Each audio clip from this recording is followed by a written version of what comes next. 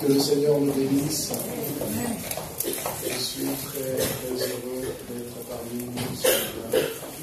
C'est une grâce. Je bénissais le Seigneur quand j'écoutais notre sœur dire ce matin que ce n'est pas par habitude que nous louons, que nous célébrons, que nous adorons le Seigneur. Ce n'est pas une habitude. Au moment où toi et moi sommes en train d'élever le Seigneur, maintenant, il y a des hommes qui pleurent des enfants dans des hôpitaux. Il y en a qui viennent d'apprendre le décès d'un être cher. Il y en a qui sont entre la vie et la mort. Mais à nous, grâce a été accordée. La grâce ne nous a pas été accordée parce que nous sommes meilleurs que ceux qui périssent. C'est vraiment la grâce de Dieu. Voilà pourquoi la Bible déclare que la grâce de Dieu, source de salut, a été manifestée. Elle nous enseigne la piété. Quand nous prenons conscience de la grâce de Dieu, plus rien n'existe. Quand nous prenons conscience de la grâce de Dieu, des moments comme ça deviennent des moments de cœur à cœur, des moments où on vient exprimer au Seigneur notre gratitude. Alléluia. Que le Seigneur nous bénisse ce matin. Donc, ce n'est pas par hasard que nous sommes là. Alors, nous voulons, dès ce matin, je serai très bref. Je vais juste faire une petite introduction par rapport à la pensée que nous allons partager ensemble durant 3 dimanches. Nous sommes en train de parler des ennemis de notre parcours prophétique, les ennemis de notre parcours prophétique.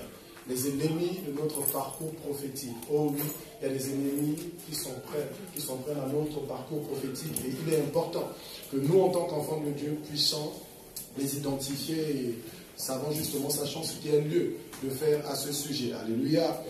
Raison pour laquelle ce matin, je voudrais déjà nous donner un aperçu, si vous voulez, un petit sommaire sur ce que nous allons aborder tout au long de ces 3 dimanches que nous aurons autour de cette thématique. Et vous l'aurez remarqué, je ne suis pas venu seul ce matin, j'ai embarqué ma fille de 9 ans, parce que ce que nous allons partager, je veux qu'elle soit là, qu'elle écoute cela. Et je voudrais aussi, à la responsable des enfants, des amis de Jésus, que les enfants de plus de 8 ans et plus, puissent assister, être avec nous pendant ces 3 jours, pendant ces 3 dimanches dans la salle. Parce que ce que nous allons partager les concerne aussi. Et la Bible dit, instruis l'enfant selon la voie du Seigneur. Quand il deviendra adulte, il ne s'en détournera pas. Pourquoi à partir de 8 ans? Parce qu'à 8 ans, les enfants sont devenus des rois. À partir de 8 ans, on peut déjà commencer à inculquer à nos enfants certaines valeurs. Et il est important que ces enfants, même à 8 ans, sachent quels sont les ennemis de leur parcours. Et nous le verrons un peu plus tard, nous allons comprendre que le parcours ne commence pas quand nous avons pris conscience de l'existence de Dieu. Le parcours commence bien avant. Nous allons essayer de le découvrir ensemble.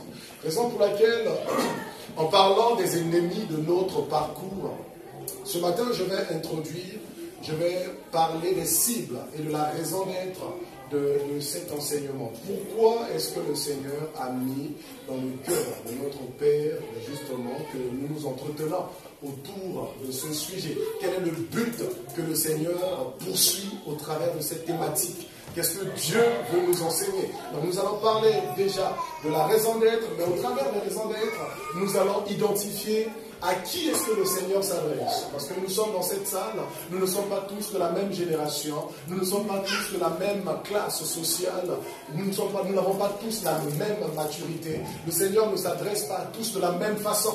Le Seigneur dit à Timothée, quand tu t'adresses à un vieillard, adresse-toi à lui comme si tu t'adressais à un père. Quand tu t'adresses à une jeune sœur, adresse-toi à elle comme tu t'adressais à ta propre sœur. Ça veut dire que quand nous parlons à un public, nous devons apprendre à nous adapter. Et le Seigneur ne poursuit pas le même objectif dans ta vie que dans ma vie. Parce que nous n'avons pas le même parcours. Et il est important à ce moment-là que nous sachions à qui est-ce que le Seigneur s'adresse. Voilà pourquoi ce matin, nous allons parler des cibles et des raisons d'être, de la raison d'être associée justement à ce temps de partage. Mais nous allons aussi définir quelques concepts. Les termes que nous allons employer, il est important de savoir qu'est-ce qu'un ennemi, qu'est-ce que la Bible dit à ce sujet, quel est le parcours prophétique, qu'est-ce que la Bible dit à ce sujet. Il est important de découvrir cela et nous allons clôturer cela en 30 minutes maximum. On parlera justement de quelques vérités au sujet de notre parcours prophétique. Et les dimanches à venir, nous allons parler des ennemis de notre parcours, à proprement dit, et nous allons voir les ennemis qui interviennent dans nos vies quand nous sommes des enfants, quand nous sommes à l'âge adulte et même dans notre vieillesse. La Bible déclare que Salomon, devenu vieux, son cœur ne fut plus attaché, plus entièrement à l'Éternel. Pourquoi? Parce qu'il n'a pas succombé dans son enfance, il n'a pas succombé quand il était adulte, mais il a succombé quand il était vieux et vieillard. Donc ça veut dire qu'effectivement, il y a des ennemis qui sont prêts à nos vies. Et il est important justement qu'à chaque étape, nous puissions identifier quels sont les ennemis inhérents à notre vie. Alléluia. Raison pour laquelle nous parlerons de ces choses. Donc nous allons parler des ennemis, mais nous allons aussi, le but pour nous, ce n'est pas de faire l'apologie de l'ennemi, mais le but pour nous, c'est de nous aider à les identifier. Une fois qu'on les a identifiés, comment est-ce que nous pouvons faire face à ces ennemis? Donc nous allons parler de comment résister, comment vaincre les ennemis de notre parcours. Alléluia.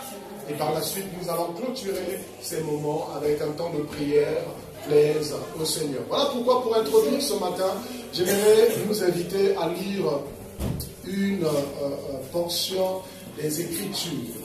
Alors je voudrais nous inviter, nous allons lire 2 passages des Écritures qui vont nous aider ce matin à introduire cette petite pensée que le Seigneur a déposée dans notre cœur. La Bible dit dans le livre de Jean 3, on va commencer par là. Nous allons lire Jean 3, le verset 25. Jean 3, le verset 25, nous lirons du verset 25 jusqu'au verset 28. Et nous lirons aussi Apocalypse 12, le chapitre 12, le verset 12. Alléluia. Est-ce que nous sommes tous à la page? Nous allons lire Jean 3, verset 25 au verset 28, et nous lisons aussi Apocalypse 12, 12. La Bible déclare ceci, dans Jean 3, du verset 25 au verset 28. Or, il se leva de la part des disciples de Jean une dispute avec un juif touchant à la purification. Ils vinrent trouver Jean et lui dirent, Rabbi, celui qui est avec toi au-delà du Jourdain et à qui tu as rendu témoignage, voici, il baptise et tous vont à lui. Jean répondit, un homme ne peut recevoir que ce qui lui a été donné du ciel.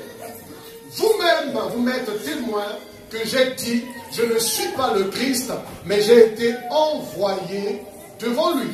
Alléluia. Que le Seigneur bénisse sa parole. Apocalypse 12, le verset 12. La Bible dit, c'est pourquoi réjouissez-vous, cieux, et vous qui habitez dans les cieux. Malheur à la terre et à la mer, car le diable est descendu vers vous, animé d'une grande colère, sachant qu'il a peu de temps. Le diable est descendu vers vous, animé d'une grande colère, sachant qu'il a peu de temps. Alléluia. Que le Seigneur bénisse sa parole. Nous pouvons nous asseoir. Alors ce matin, comme je le disais, nous allons introduire ces moments en parlant des cibles et de la raison d'être de cet enseignement, de ces moments de partage que nous allons avoir ensemble. Parlant de cibles, j'en ai identifié 4. 4 cibles, c'est-à-dire 4 catégories de personnes à qui est-ce que le Seigneur veut s'adresser au travers de ces moments. La première cible, j'ai nommé les ignorants inconscients. Et quand je parle des ignorants inconscients, je fais allusion aux personnes qui ignorent tout au sujet de leur parcours et des ennemis qui en découlent. C'est-à-dire que c'est des personnes qui sont dans la foi, c'est des personnes qui marchent avec le Seigneur, mais qui ignorent complètement ce que la Bible dit au sujet de leur parcours, qui ne savent même pas qu'il y a un parcours qui existe et qui ne savent pas qu'il y a des ennemis qui existent et qui sont prêts à leur parcours. Écoutez ce qui s'est passé avec les disciples d'Éphèse. Les disciples d'Éphèse, alors que le Saint-Esprit a été donné, alors que les hommes de leur saison, de leur époque, vivent la manifestation du Saint-Esprit, vivent la manifestation des dons spirituels, dans Acte 19, le verset 2, la Bible déclare ceci, l'apôtre Paul rencontre les disciples d'Éphèse, il leur pose la question. Il leur dit, avez-vous reçu le Saint-Esprit quand vous avez cru? Ils lui répondirent ceci, écoutez leur réponse. Nous n'avons même pas entendu dire qu'il y a un Saint-Esprit. Il y a des personnes qui marchent avec le Seigneur aujourd'hui, qui entendent parler du Saint-Esprit, mais qui ne savent pas. Il y a des personnes qui savent, qui entendent parler du parcours prophétique, mais ne savent pas ce que c'est que le parcours prophétique, ce que c'est que les véritables ennemis de nos vies. Et à ces personnes, le Seigneur nous a donné deux objectifs que nous poursuivons. Nous voulons susciter une prise de conscience. Nous voulons aider ces personnes à comprendre qu'il y a l'existence d'un parcours. Ils ne sont pas sur terre de façon vaine. Dieu ne t'a pas suscité sur terre pour meubler ta maison, meubler ton pays. Dieu t'a suscité sur terre pour un but. Et il est important que tu en sois conscient. Et il est important que tu réalises non seulement qu'il y a un but que Dieu poursuit dans ta vie, mais il y a des ennemis qui s'entraînent à ce but. Et nous voulons aider ces personnes à comprendre. Ça veut dire que quand nous aurons fini ces moments, tu ne sortiras plus, tu ne vivras plus ta vie comme un touriste sur la terre. Tu vivras ta vie en ayant connaissance du but pour lequel le Seigneur t'a suscité sur terre. Mais deuxième objectif que nous poursuivons, pour cette première catégorie de personnes, nous voulons donner à ces personnes un antidote, comme un vaccin. De la même manière que nous vaccinons les enfants, nous voulons leur donner ce qu'il faut pour faire face aux ennemis de leur parcours. Afin que demain, quand ils seront confrontés aux ennemis de leur parcours, qu'ils sachent comment s'y prendre, qu'ils sachent comment résister. Voilà pourquoi j'insiste que nos enfants là soient là. Parce que c'est maintenant qu'ils vont recevoir ce qu'il faut pour demain. Alléluia. Mais deuxième catégorie de personnes à qui le Seigneur veut parler au travers de ce message que j'ai nommé les ignorants partiellement conscients. C'est des personnes qui ont conscience de l'existence d'un parcours prophétique, mais qui ignorent tout des ennemis ou vice-versa. Ou c'est des personnes qui sont conscientes de l'existence des ennemis, mais qui ne savent pas ces ennemis, c'est par rapport à quoi? Pourquoi suis-je combattu? Et aujourd'hui, nous avons dans l'Église une réalité, c'est qu'il y a des personnes qui sont tellement conscientes des choses de l'ennemi, qui ignorent tout de ce que Dieu dit à leur sujet, qui ignorent tout de leur propre identité. Et à ces personnes-là, le Seigneur veut que l'on apporte un équilibre. Il y a une personne dans la Bible qui m'a beaucoup marqué, un certain Apollos d'Alexandrie. Je ne sais pas si vous avez déjà lu son histoire. Apollos d'Alexandrie, dans Acte 18, au verset 24 au verset 26. La Bible dit que c'était un juif originaire d'Alexandrie. Un homme éloquent et versé dans les Écritures. Quand on dit versé dans les Écritures, ça veut dire que c'était une personne qui avait une connaissance approfondie de la loi de Dieu. C'était pas n'importe qui. Quand il te parle de la parole de Dieu, il sait de quoi il parle. La Bible dit qu'il était instruit dans la voie du Seigneur et fervent d'esprit, c'est-à-dire qu'il était zélé. Il était passionné pour les choses de Dieu. Mieux encore, la Bible dit qu'il annonçait et enseignait avec exactitude. Ça veut dire qu'il prêchait bien. Et il enseignait bien. La Bible dit qu'il enseignait avec exactitude ce qui concerne Jésus, bien qu'il n'eût connu que le baptême de Jean. Maintenant, écoutez ceci. Le verset 26 dit, il se mit à parler librement dans la synagogue, Aquilas et Priscille, l'ayant entendu, le prirent avec eux et lui exposaient plus exactement la voix de Dieu. Il était zélé, il enseignait, prêchait avec exactitude, mais il prêchait des choses partielles. Et bien aimé, quand nous prêchons des choses partielles, nous nous exposons nous-mêmes. Nous avons besoin d'avoir la bonne révélation. Voilà pourquoi l'apôtre Paul, parlant d'ailleurs de ses contemporains dans Romains 10, le verset 2, il dit, je leur rends ce témoignage, qu'ils ont du zèle pour les choses de Dieu, mais un zèle mal éclairé. Un zèle sans connaissance. La version parole vivante va plus loin. Il dit, je sais par expérience qu'ils ont une véritable passion pour Dieu. Et je suis témoin de leur zèle ardent pour sa cause. Leur passion n'est malheureusement pas fondée sur la vraie connaissance de Dieu. Vous entendez ça? Ça veut dire qu'on peut être passionné pour les choses de Dieu, mais une passion qui ne se repose pas sur la parole de Dieu. C'est dangereux, c'est très, très dangereux. Il dit une passion qui n'est pas fondée sur la vraie connaissance de Dieu. Ça veut dire qu'il y a connaissance de Dieu et il y a vraie connaissance de Dieu. Il dit leur zèle est mal éclairé, mal orienté, de sorte qu'il passe à côté de l'essentiel. Ça veut dire que frère, quand tu ne connais pas complètement là, tu passes à côté de l'essentiel. Tu ne sauras pas t'ajuster. Et la version Semeur va plus loin en disant qu'ils ont du zèle ardent pour les choses de Dieu, mais leur zèle manque de discernement.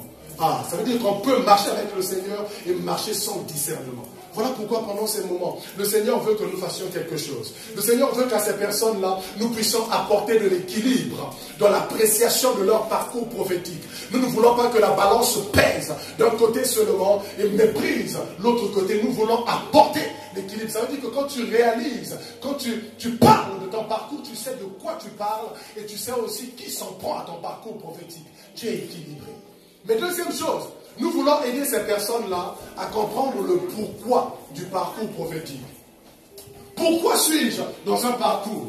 En fait, beaucoup de personnes aujourd'hui ignorent tout. Pourquoi suis-je africain aux cheveux crépus? Pourquoi suis-je blanc aux yeux verts? Pourquoi suis-je natif de cette partie du monde? Pourquoi suis-je né dans ma famille? Pourquoi ai-je la taille que j'ai, le poids que j'ai, la voix que j'ai, la personnalité que j'ai? Bien aimé, j'ai envie de dire, tout ce que tu es, tout ce que tu as un but. Toi, le problème avec toi, c'est que tu te regardes dans un miroir, tu dis mon nez, c'est pas normal. Tu regardes tes oreilles, tu dis non, c'est pas correct. Tu dis si le Seigneur me donne des moyens, je changerai cette apparence. C'est parce que tu ne sais pas que tu es dans un parcours, tu ne connais pas le but de ta vie. Le jour où tu comprendras le but de ta vie, tu sauras dire comme David, Seigneur, je te loue de ce que tu as fait de moi une créature si merveilleuse. Parce que ce que tu es, c'est ton rapport avec ce que Dieu poursuit dans ta vie. Le problème avec nous, c'est que nous ignorons cela. Quand tu ignores cela, tu vas essayer d'imiter les autres. Tu vas essayer d'être comme les autres. Tu n'es pas le pasteur Gaël, tu ne le seras pas. N'essaie pas de prier comme lui, tu ne le seras pas. N'essaie pas d'adorer comme lui, frère. J'ai essayé, je vous parle, j'ai essayé. Ça m'a calé au cou, frère. Ah oui, parce que je ne suis pas lui et je ne serai jamais lui. Ah non, non, non. Donc reste toi-même. Et c'est important que tu saches. Voilà pourquoi nous voulons aider ces personnes à comprendre le pourquoi de leur parcours prophétique. Le pourquoi. Qu'est-ce que Dieu, quel est le but? Pourquoi Dieu poursuit? Quel est le but que Dieu poursuit dans ma vie? Pourquoi j'existe? Pourquoi je suis marié à cet homme et pas à un autre? Pourquoi je suis marié à cette femme et pas à un autre? Pourquoi j'ai fait cette étude et pas d'autres? Quel est le but? Tout ça, il y a une raison à cela. Tu fais les études que tu fais aujourd'hui, il y a un but à cela. Tu es né dans la famille dans laquelle tu es né, il y a un but à cela. Toutes les souffrances que tu as connues là, les déserts que tu as connus, il y a eu un but. Il y a un but à cela. Et il faut que tu le saches. Mais le problème avec nous, c'est que nous vivons des choses sans savoir pourquoi. Voilà pourquoi cette catégorie de personnes, nous voulons rappeler. Il y a un but pour toi. Tu as connu toutes ces souffrances, il y a un but. Mais le problème avec toi, c'est que tu ne le sais pas. Mais gloire à Dieu parce que je crois que tu ne finiras pas ces moments sans avoir compris pourquoi est-ce que le Seigneur t'a introduit dans ce parcours. Pourquoi as-tu eu que des filles et non des garçons? Pourquoi Dieu ne t'a donné que des garçons et pas des filles? Il y a un but à cela. Depuis que tu cherches un garçon, ça ne vient pas. Il y a un but à cela. Ça ne sert à rien d'aller consulter. Mais nous voulons aussi apporter de l'équilibre dans le combat de nos ennemis. Bien aimé, j'ai envie de dire ceci. Aide-moi à dire à quelqu'un, connais ton combat et connais tes ennemis. Connais ton combat et connais tes ennemis. Le problème c'est que quand nous ne sommes pas équilibrés dans le combat, bien aimé, tout combat n'est pas notre combat. Tout combat n'est pas ton combat. Tout ennemi n'est pas ton ennemi. Ne va pas t'approprier un ennemi qui n'est pas le sien. Tu mourras. Si tu ne connais pas qui est ton ennemi, tu vas aller combattre l'ennemi de l'autre. Il est plus fort que toi. Il te tuera. Bien aimé, un roi merveilleux de la Bible, Josias, il a eu la royauté à 8 ans. Voilà pourquoi nos enfants là, ne pensez pas qu'aux 8 ans vous êtes des enfants.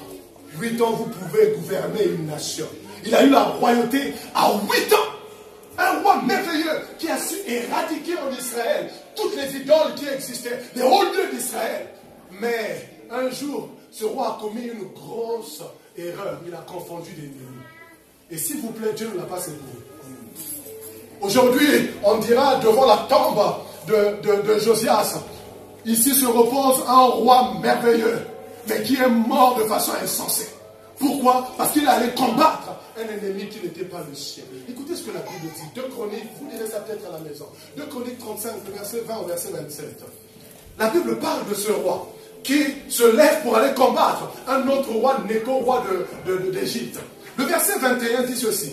Néco lui envoya des messagers pour lui dire, qu'y a-t-il entre moi et toi, roi de Juda? Ce n'est pas contre toi que je viens aujourd'hui, mais c'est contre une maison avec laquelle je suis en guerre.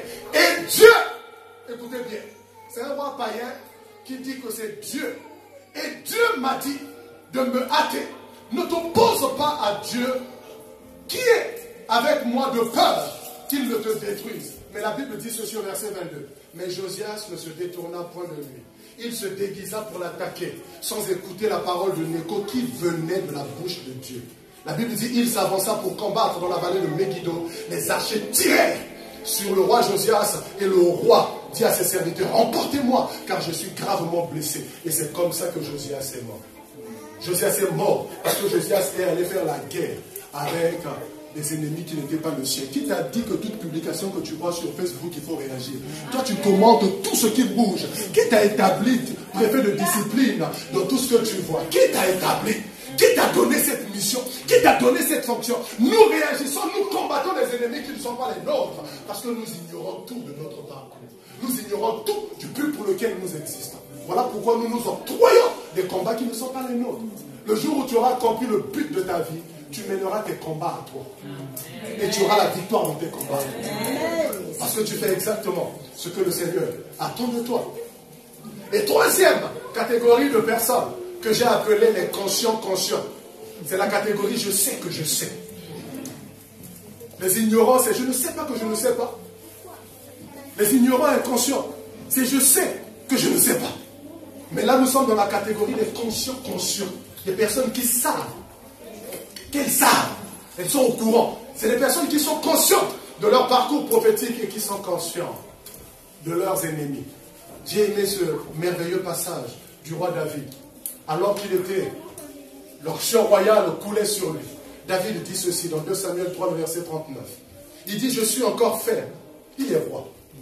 Quoique j'ai reçu l'onction royale. Il est conscient de son parcours prophétique. Il connaît le but de sa vie. Dieu a fait de moi roi. Je sais que j'ai reçu l'onction royale. Il n'y a pas de problème avec ça. Je sais ce que Dieu poursuit dans ma vie. Il est conscient du but de sa vie. Mais il est aussi conscient des ennemis qui l'entourent. Regardez ce qu'il dit. Il dit, et ces gens-là, les fils de Thérouja, sont plus puissants pour moi. Ah, il est conscient que face à ces ennemis-là, il est limité. Et à ces personnes-là, le Seigneur dit, nous voulons donner des moyens. Nous voulons donner ce qu'il faut. Nous voulons donner des armes appropriées pour résister et vaincre l'ennemi. Oui, tu es conscient de ton parcours. Tu sais ce que Dieu poursuit dans ta vie. Tu connais qui sont tes ennemis, mais tu réalises aussi que tu es faible face à ces ennemis. Et nous voulons aider ces personnes-là à retrouver, à découvrir quelles sont les armes que Dieu a mis à leur disposition pour faire face et résister contre ces ennemis. Il ne suffit pas d'être conscient des ennemis de sa vie. Il ne suffit pas d'être conscient de son parcours. Faudrait-il encore savoir dans la parole de Dieu, qu'est-ce que je me dois de savoir pour faire face à cet ennemi? On ne combat pas tous les ennemis de la même façon. Voilà pourquoi j'ai aimé ce qu'un certain Jean-Baptiste a dit. Il a vu le Seigneur. Il a dit, il y a un qui arrive, qui lui est plus puissant que moi. Je ne suis pas digne de délier la courroie de ses souliers. Il est plus puissant que moi. Donc Jean-Baptiste reconnaît qu'il est puissant. Mais il sait que devant Jésus, Jésus est plus puissant que lui. Est-ce que toi, tu sais que tu es puissant? Quand on arrive là, déjà un mot de tête là, ça te dérange. Mais Jean-Baptiste était conscient de sa puissance. Mais il savait aussi qu'il y a un qui est plus puissant que lui. Il est important de savoir ses limites dans le combat. Et à ces personnes-là, nous voulons donner les armes appropriées. À ces personnes-là, nous voulons donner ce qu'il faut. Bien aimé, quand tu ne sais pas identifier les ennemis, quand tu n'es pas conscient de tes limites, tu vas aller mener des combats que Dieu ne t'a pas donné le droit, le mandat de faire. Et ça va te caler au cou, comme je le disais tout à l'heure. Je me souviens encore, je ne sais pas si le pasteur s'en souviendra, il y a quelques années en arrière, vers 2008, 2010 par là. Un bien-aimé au Maroc, très zélé, motivé dans les choses de Dieu. Un jour, on a emmené une personne qui faisait des crises de démence, qui faisait des crises de dépression, la folie, le début de folie. Et il était habitué à chaque fois à prier, à imposer les mains. Pourtant, la Bible dit, ne vous précipitez pas à imposer les mains n'importe comment. Tant qu'il aime chasser les démons n'importe comment, là et tout. Et lui, c'était la même chose. On a emmené une personne et il s'est précipité de lui imposer les mains. Et bien aimé, alors qu'il priait pour cette personne, la folie s'est retournée. Il est devenu fou et il s'est jeté du deuxième étage et il s'est cassé les côtes n'importe comment. Pourquoi? Parce qu'il n'avait pas identifié. Il ne savait pas. Quand tu connais quel est le but de ta vie, tu sauras aussi que les combats, ce n'est pas de ton ressort. Voilà pourquoi n'allez pas chasser les démons là où Dieu ne vous a pas donné le mandat d'aller. Comme les fils de Séba, on va vous chicoter là-bas. Et c'est important de les identifier. Et la quatrième catégorie de personnes concernées par ces moments de partage que nous allons avoir, j'ai nommé les inconscients, les conscients inconscients. C'est des personnes, je sais que je ne sais plus. Je savais hier, mais aujourd'hui je ne me souviens plus. Et à ces personnes-là, nous voulons rappeler une chose importante. Nous voulons rappeler la nécessité, l'utilité, l'intérêt de rester conscient de l'existence de son parcours et surtout des ennemis de son parcours. Il n'est pas préférable pour toi, il est préférable pour toi que tu restes conscient de ce que l'ennemi poursuit dans ta vie. Parce que si tu oublies ça, la situation risque d'être compliquée.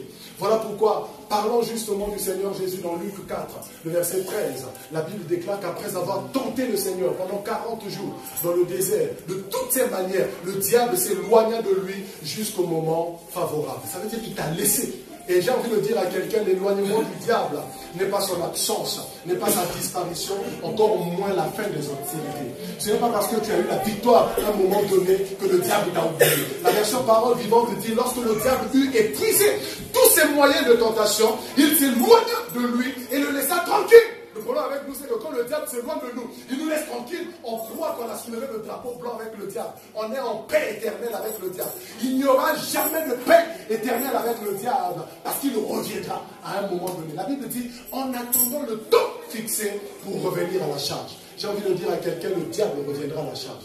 Mais quel sera ton état? Le Seigneur a dit au roi Akab, le roi de la Syrie que tu viens d'avoir la victoire reviendra l'année prochaine. Mais toi, réfléchis bien à ce que tu feras. Il va te laisser une année d'accalmie, mais l'année prochaine, il reviendra.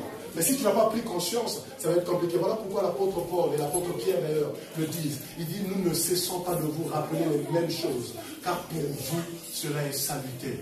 Il est important dans les choses de Dieu qu'on nous rappelle des choses que nous connaissons déjà. Vous serez surpris de voir que ce que nous allons aborder, c'est des choses que vous avez déjà entendues ici. C'est des choses pour lesquelles vous avez déjà été enseignés. Mais nous allons rappeler cela, parce que c'est important qu'on nous rappelle, qu'on nous rafraîchisse la mémoire. Alléluia. Et c'est le but que le Seigneur poursuit. Voilà les 4 cibles, si vous voulez, les 4 types de personnes à qui le Seigneur veut s'adresser et quels sont les objectifs que le Seigneur poursuit au travers de ces moments. Mais deuxième moment, comme je le disais tout à l'heure, il est important que, avant d'aller plus loin, que l'on définisse certains concepts. Aujourd'hui, quand nous parlons de l'ennemi, comment peut-on définir l'ennemi? Et là, si je dis c'est qui un ennemi, vous allez direct me dire c'est le diable. C'est normal. C'est tout à fait normal. Et c'est à cause de ça que je voudrais déjà mettre les pieds dans le plat, les 2 pieds dans le plat. Effectivement, quand nous parlons d'ennemi, ennemi veut tout simplement dire, Satan, ça veut dire ennemi. Et quand je dis ennemi, ce n'est pas péjorativement, non, pas du tout. C'est étymologiquement, ennemi veut dire Satan. Ça veut dire que si tu veux dire à quelqu'un, tu es mon ennemi, tu peux lui dire, tu es mon Satan. C'est ce que ça veut dire, ennemi. Satan, ça veut dire ennemi, adversaire, celui qui s'oppose et qui résiste. Donc Satan, c'est celui qui tire les ficelles derrière nos ennemis. J'ai envie de dire une vérité, frère. Bon à savoir, et ça, beaucoup de chrétiens ne le savent pas. Le diable n'est pas omniprésent. Est-ce que vous le savez? Le diable n'est pas ici et il est en même temps au Congo ou en Chine. Non, le diable n'est pas omniprésent. Le diable n'est pas partout au même moment. Mais le diable a des agents, a des serviteurs humains et spirituels qui ont voué allégeance à sa cause et qui travaillent pour lui. Et derrière, c'est lui qui tire les ficelles. Donc quand nous parlons de l'ennemi, nous savons que derrière notre ennemi, c'est le diable qui tire les ficelles. Mais nous n'avons pas que lui. Il y a des serviteurs du diable qui sont parfois humains, qui sont parfois spirituels, qui sont près de nous. Il est important de les savoir. Le problème, c'est que toi, tu es conscient des ennemis spirituels. S'il faut chasser les démons, là, tu sais. Mais tu ignores que le diable travaille aussi avec les hommes. Tu es conscient des ennemis humains, mais tu ignores que le diable travaille aussi avec les esprits. Et il est important justement que nous mettons la lumière là-dessus. De façon à ce que quand tu as affaire à un ennemi humain, tu sais que, ah, Joe, ça c'est un ennemi humain. Quand c'est un ennemi spirituel, tu sais que ça c'est un ennemi spirituel. Il faut que tu arrives justement à t'ajuster à ce niveau. Voilà pourquoi la Bible dit dans 1 Pierre 5, 8, votre adversaire, le diable, votre adversaire, il rôde comme un lion rugissant, cherchant qui dévore. Donc là-dessus, frère, quand nous parlons des ennemis, nous parlons de tous serviteurs, spirituels comme humains, qui travaillent pour la cause du diable, pour nous empêcher de rentrer ou de réaliser pleinement notre parcours prophétique. Alléluia. Donc c'est le diable qui tire les ficelles derrière. Alors, quand nous parlons d'ennemis, regardez ce que le dictionnaire dit au sujet de l'ennemi, parce que nous ne sommes pas à la base des Français, il est important d'aller comprendre ce que le mot ennemi veut dire. Je me suis rendu compte d'une chose. Quand on parle de l'ennemi, ennemi c'est une personne qui te veut du mal. C'est quelqu'un qui cherche à nuire ou qui est hostile à une autre personne. C'est quelqu'un qui s'en prend à toi sans raison. C'est quelqu'un qui a une certaine aversion pour sa cause. J'ai aimé cette définition. On dit que c'est une personne qui éprouve et qui suscite de l'inimitié. C'est-à-dire c'est une personne qui éprouve, qui désire, qui aime susciter non seulement de l'aversion, de la guerre, mais des discordes. Vous avez déjà rencontré ces personnes qui te détestent sans cause. Vois juste ta tête comme ça. Moi je t'aime pas. Tu m'as rien fait. Non, je ne sais pas pourquoi, mais j'aime pas la tête de ce frère. C'est pas ça. Et parfois tu restes à te dire, mais je t'ai fait quoi? C'est quoi le problème? Mais non, la personne ne te supporte pas. Un ennemi, c'est ça. C'est une personne qui t'en veut et qui prend plaisir à t'en vouloir, mais sans raison. Tu ne sais pas le but pourquoi la personne t'en veut. La Bible dit, on parle d'une personne qui éprouve, qui prend plaisir, mais qui suscite aussi. Il ne se contente pas de désirer cela, mais il peut aussi susciter ça, affecter d'autres personnes pour qu'il y ait des guerres, de l'aversion dans un environnement quelconque. Vous avez déjà connu ça, et vous vous retrouvez du lendemain, père et mère, ça ne parle plus. Les enfants et leurs parents, ça ne parle plus. Les parents deviennent des sorciers alors qu'ils auraient pu vous bouffer dans leur ventre depuis. Non, ils vous ont laissé grandir, ils vous ont nourri jusqu'à vous vous êtes mariés, et du jour au lendemain, ils deviennent les sorciers de vos vies. Ah, étrange. Si je devais te bouffer, j'aurais pu te bouffer dans mon ventre. On aurait dit, bon, j'ai perdu la grossesse, mais je t'ai nourri, et puis voilà, aujourd'hui, je deviens sorcier. Pourquoi? Parce que quelque part, il y a des ennemis qui travaillent, qui sont là pour susciter. Mais on parle encore de l'ennemi comme une personne qui montre ou qui provoque une attitude inamicale, fortement défavorable et néfaste à l'égard d'une personne. Ah, donc non seulement je montre, mais je provoque cela. Je vais te montrer comment détester une personne. Je vais t'aider à en vouloir, à ne pas être ami. Voilà pourquoi il y a des personnes, comme vous les voyez, difficilement, dans le relationnel, c'est facile, c'est pas facile de vivre avec des personnes. Problème de caractère. Tu ne peux pas être en paix avec tout le monde. Personne qui montre, mais qui provoque aussi une attitude inamicale, fortement défavorable. Et Apocalypse 12, 12, que nous avons lu tout à l'heure. Apocalypse dit quelque chose de très intéressant. Il dit, malheur à toi, malheur à la terre et à la mer, car le diable est descendu vers vous animé d'une grande colère. Et c'est ce qui caractérise d'ailleurs l'ennemi. Ça veut dire que tout ce qu'il fait, le but recherché, c'est le malheur. Et regardez ce que la Bible dit. La Bible, et il est important pour moi de le souligner. Quand la Bible parle des intentions du diable, la Bible dit malheur. Ça veut dire qu'en ce qui concerne le diable, le but recherché, c'est ton malheur. Toutes ses intentions, ce qu'il est, ce qu'il fait, c'est pour ton malheur. Il ne fait pas ça pour ton bien-être. Il fait tout pour ton malheur. Même quand le diable te dit bonjour, derrière son bonjour, c'est pour finir avec toi.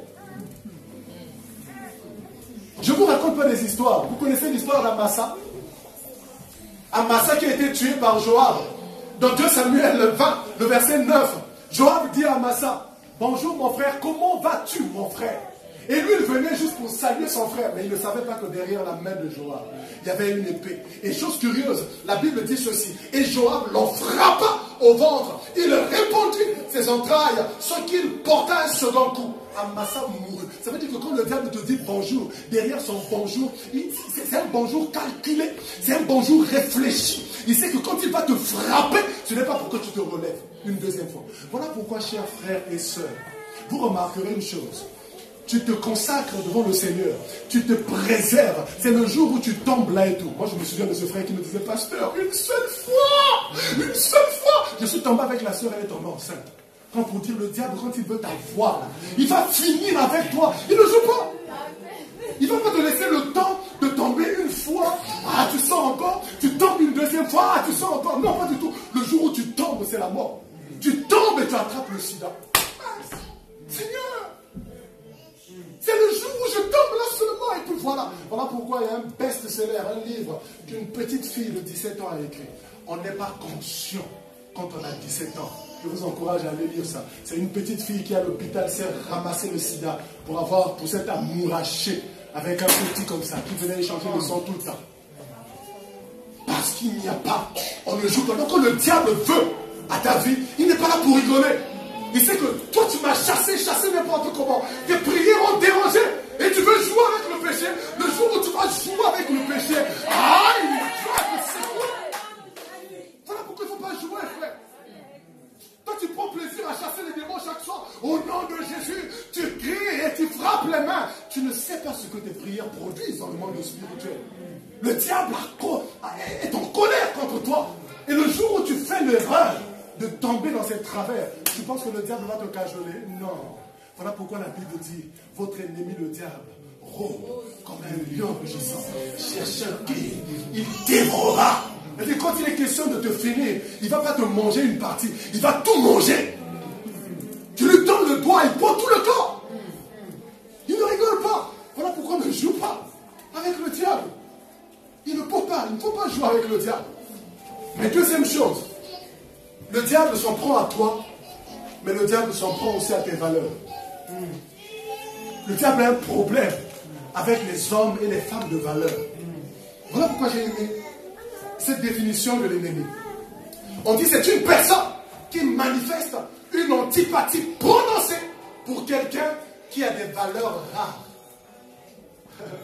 Et elle éprouve une aversion marquée pour tes valeurs. Voilà pourquoi nos enfants là, à l'école, on leur dira, tu as déjà embrassé une petite fille? Tu as déjà embrassé une fille? Non, je ne l'ai jamais fait. Tu as déjà embrassé un garçon? Non, je ne l'ai jamais fait. Oh, toi tu es coincé. On s'en prend aux valeurs de nos enfants. On s'en prend à leur intégrité. Et c'est ça l'ennemi. Voilà pourquoi je ne sais pas si vous avez connu ces amis, mais moi j'en ai connu. Des amis qui prennent plaisir à t'encourager dans le péché. Et quand tu ne veux pas aller dans ce sens, ils deviennent en opposition contre toi. Quand tu bois avec eux, c'est bien. Le jour où tu dis, moi je ne bois pas, ben, tout le monde te taxe de tous les mots. On t'insulte. Pourquoi? Parce que tu as des valeurs que le diable ne veut pas que tu maintiennes. Le diable déteste les valeurs. Le jour où toi tu restes pieuse, tu es une femme de valeur, tu honores, tu respectes ton mari, on te dira pourquoi tu continues de le servir alors qu'il te parle mal. Tu sais, tu peux aussi l'insulter en se prend à tes valeurs. Et tu es un homme marié, on te dit attends, nous on est les bantous. Quand une femme te fait des trucs comme ça, là, on a fait qu'on est table, mon cher. Il faut la gérer. C'est mal, on ne tape pas les femmes. C'est très mal. On ne tape pas sa femme. Mais le diable s'en prendra à tes valeurs. Il te dira, il faut perdre ces valeurs. Et tu seras surpris. Les conseils que les gens te donnent, c'est toujours des conseils qui vont à l'encontre de tes valeurs. Ça te fait mal. Tu sens que ce n'est pas une bonne chose. Je ne peux pas aller dans ce sens. Mais le diable veut que tu ailles dans ce sens. Bien aimé, voilà ce que l'ennemi fait dans notre vie. Le diable s'en prend à nos valeurs. Il s'en prend farouchement à nos valeurs. Voilà pourquoi, bien aimé, il faut faire attention. Alors, pourquoi est-ce que le diable est si féroce à notre égard? Pourquoi est-ce que le diable s'en prend si radicalement à nous? Le diable s'en prend à nous parce que nous sommes dans un parcours. Bien aimé, quand nous parlons de parcours prophétique, et je vais m'arrêter là, parcours veut dire simplement itinéraire à suivre, ou un trajet suivi par quelqu'un. Quand on parle de parcours, c'est un ensemble d'étapes ou des stades par lesquels on passe dans notre carrière ou dans notre vie. C'est les différentes phases. De la naissance jusqu'à ce que tu mourras, tu passeras par plusieurs étapes. Tu es dans un parcours. Mais quand on parle de parcours, parcours c'est aussi accomplir un trajet bien déterminé. Ah, ça veut dire que ce n'est pas un trajet que je me suis fixé. C'est un trajet que quelqu'un s'est fixé pour moi. Celui que j'appelle mon Seigneur là, a fixé un trajet que je dois suivre. C'est traverser un espace délimité jusqu'à destination finale. Voilà pourquoi j'aimerais dire ceci. Bien aimé, quelques vérités avant de finir, c'est important. Un parcours cache deux idées essentiellement. Premièrement, quand on parle d'un parcours, un parcours fait appel à un mouvement. Un mouvement qui se veut spirituel et qui se veut aussi physique. Quand le Seigneur parle d'un parcours, ça veut dire que spirituellement, le Seigneur veut t'emmener d'une étape à une autre étape. C'est-à-dire qu'il y a un point de départ et il y a un point de finalité. Deuxième chose que j'aimerais dire au sujet du parcours, c'est que notre parcours prophétique ne commence pas avec la prise de conscience de l'existence de Dieu. Ah oui, frère, tu n'es pas dans un parcours avec Dieu le jour où tu as pris conscience que Jésus existe. Ah, le Seigneur a dit à Jérémie, avant que tu ne sois conçu dans le ventre de ta mère, je te connaissais, je t'avais établi prophète des nations. Est-ce que lui le savait? Dieu s'est révélé à lui. Les commentateurs bibliques disent à l'âge de 16-17 ans que Dieu s'est révélé avec lui. Mais entre 0 et 17 ans, tout ce qu'il faisait était en rapport avec sa destinée prophétique. Il avait les parents qui l'éduquaient par rapport à ce que Dieu avait prévu dans sa vie. Voilà pourquoi la Bible déclare tout ce que Dieu a connu d'avance. Ça veut dire qu'avant que tu ne sois, tu étais déjà connu de Dieu. Alors si tu étais connu de Dieu, qu'est-ce que Dieu dit à ton sujet? Qu'est-ce que Dieu lui poursuit dans ta vie? Le problème avec toi, c'est que tu ne le sais pas. Tu ne sais pas ce que Dieu poursuit dans ta vie. Voilà pourquoi dans nos églises, nous sombrons dans des compétitions, nous sombrons dans des jalousies inutiles, à vouloir prendre les places des uns et des autres. Tu veux prendre la place de l'autre parce que tu ne connais pas quelle est ta place. Mais le jour où tu connaîtras ta place, tu arrêteras de combattre l'autre. Les frères de Joseph l'ont combattu parce qu'ils ne connaissaient pas leur place. S'ils avaient connu leur place, ils auraient compris que oh, notre frère, c'est lui que Dieu a choisi pour nous sauver. Donc on doit tous l'encourager, l'aider. Mais qu'est-ce qu'ils ont fait? Ils l'ont combattu parce qu'ils ne savaient pas.